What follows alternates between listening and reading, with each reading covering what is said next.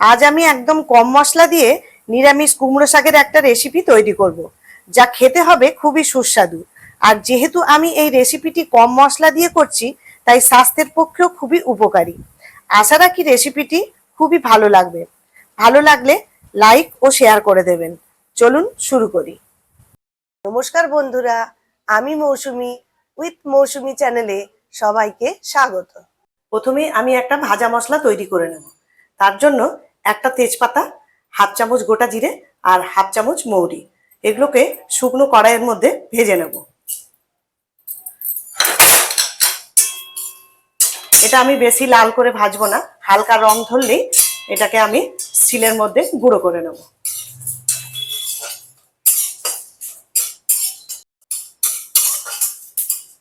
আমার মশলাটা ভাজা হয়ে গেছে, এবার এটা ঠান্ডা হলে আমি গুঁড়ো করে নেব।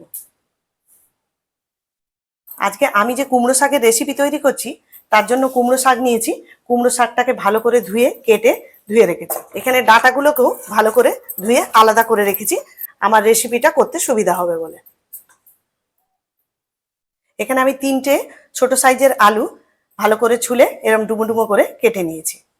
আর নিয়েছি হাফ বাটি মুসুর ডাল, সেটাকে আমি জলে ভিজিয়ে রেখেছি। আর নিয়েছি 10 থেকে 12টা কাঁঠালের দানা, যেটাকে আমি লম্বা লম্বা করে কেটে নিয়েছি। এখানে গ্যাসের উপর কড়াই বসিয়েছি।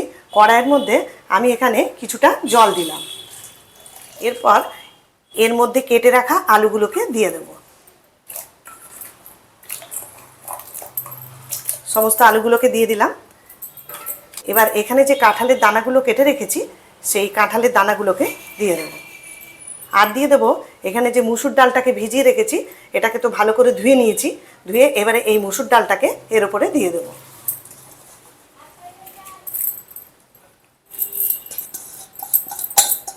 সমস্ত মুসুর ডালটাকে আমি দিয়ে দিলাম। এরপর একটু নাড়িয়ে নিলাম।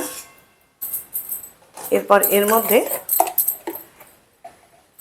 1 চামচ মতো হলুদ গুঁড়ো দিয়ে দেবো। আর দিয়ে দেবো হাফ চামচ লবণ।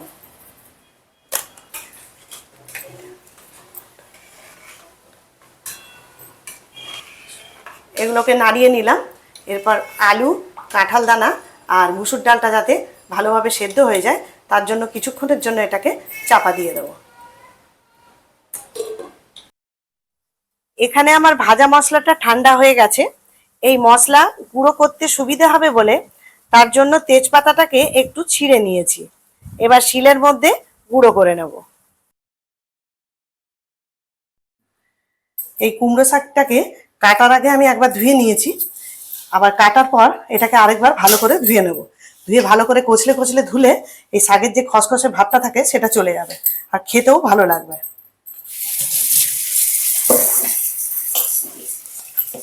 এই জল দিয়ে ভালো করে এবার এটাকে কচলে কচলে ধুয়ে নেব।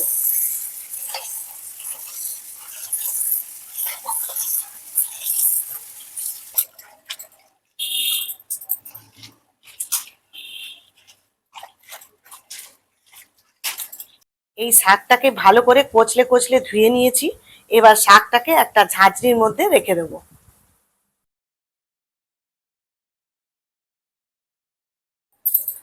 সমস্ত শাকটাকে আমি ভালো করে ধুয়ে নিয়েছি।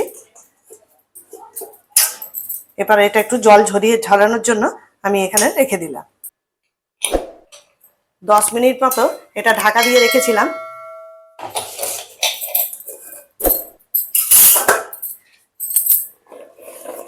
এবার কুমড়ো শাকের যে ডাঁটাগুলো, সেই ডাঁটাগুলোকে আগে দিয়ে দেবো।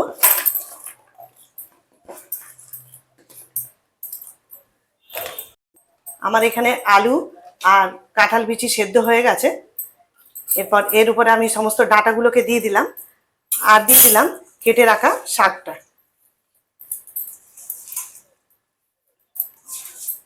সমস্ত শাকটাকে আমি দিয়ে দিলাম। এরপর আমি একটুখানি এটা উল্টে পাল্টে নেব।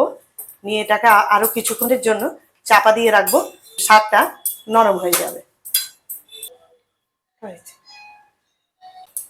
5 মিনিটের জন্য চাপা দিয়ে রেখেছিলাম। কুমড়ো শাক থেকে জল বেরিয়ে এসছে। এই জলেই আমার কুমড়ো শাক সেদ্ধ হয়ে যাবে। এবার এটাকে আমি একটু উল্টে পাল্টে নেব।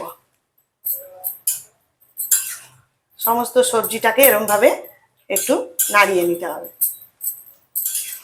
তাহলে আরো ভালো করে এটা কুমড়ো শাকটা আরো ভালোভাবে সেদ্ধ হয়ে যাবে। সমস্তটা ভালো করে নাড়িয়ে নিয়েছি, আবারও কিছুক্ষণের জন্য এটা চাপা দিয়ে রাখবো।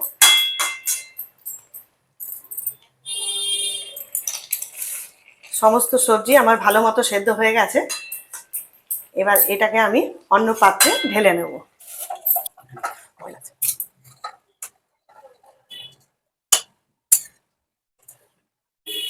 এবার ওই কড়াইয়ের মধ্যে কিছুটা তেল দেব, এখানে আমি সর্ষের তেল দিয়ে করছি।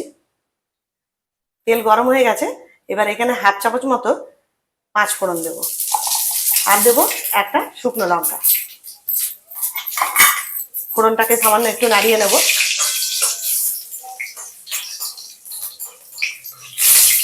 ফোড়ন থেকে খুব সুন্দর একটা গন্ধ বেরিয়ে এসছে, এবার এতে আমি এই ঢেলে রাখা সবজিটাকে দিয়ে দেব।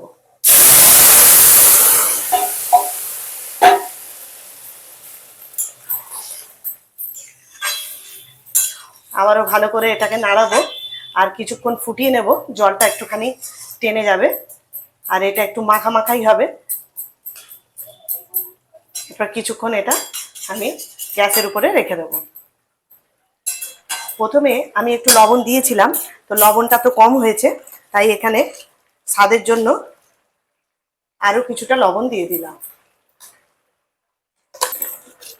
আর কুমড়ো শাক একটু মিষ্টি মিষ্টি হলে খেতে ভালো লাগে, তাই এখানে স্বাদটাকে ব্যালেন্স করার জন্য 1 চামচ মতো চিনি দিয়ে দিলাম। আবারও সব নাড়িয়ে নেবো আরেকবার।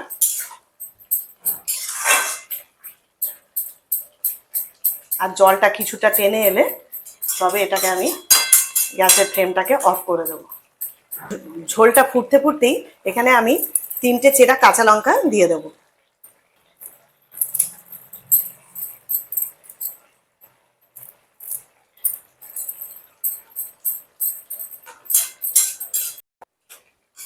সমস্ত সবজি আমার ভালো মতো সেদ্ধ হয়ে গেছে, জলটাও অনেকটা টেনে গেছে।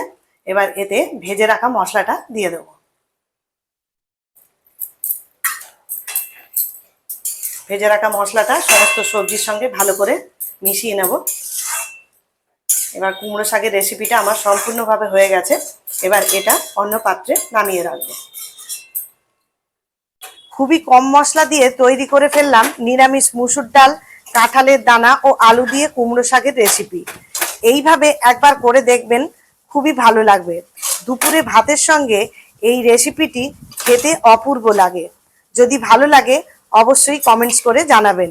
নতুন বন্ধুদের কাছে অনুরোধ রইল চ্যানেলটাকে সাবস্ক্রাইব করে পাশে থাকার। সবাই ভালো থাকবেন, সুস্থ থাকবেন, ধন্যবাদ।